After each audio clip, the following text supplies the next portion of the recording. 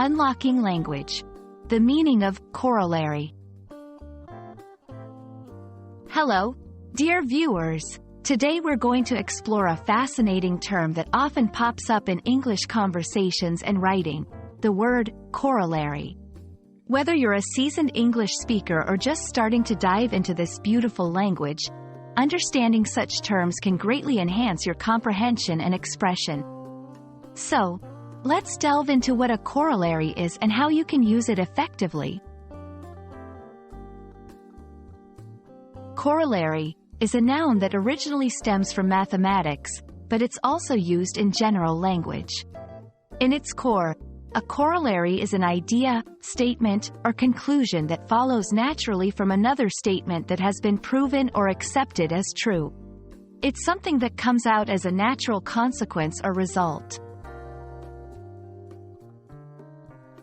In mathematics, a corollary is a proposition that follows with little or no proof required from one previously proven. It's like a bonus finding that you get after solving a problem. Imagine solving a puzzle and finding out that solving one part unexpectedly helps you to solve another. That second part is akin to a corollary in math. Outside of math, corollary broadens its meaning but still keeps its core essence. For example, if someone says, "Exercising improves your health," a corollary of this is that it can also enhance your mood. The second part is a corollary because it's a natural extension of the first statement. Let's put our knowledge into practice. Here are a few examples. The corollary of increased screen time is often reduced physical activity. She presented her argument and then added a few corollaries to support her main point.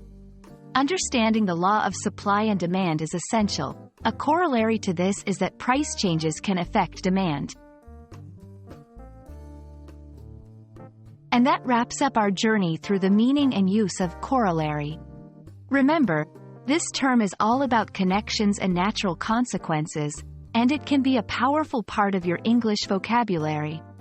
We hope this video has illuminated the concept for you, and we look forward to bringing you more enlightening language content.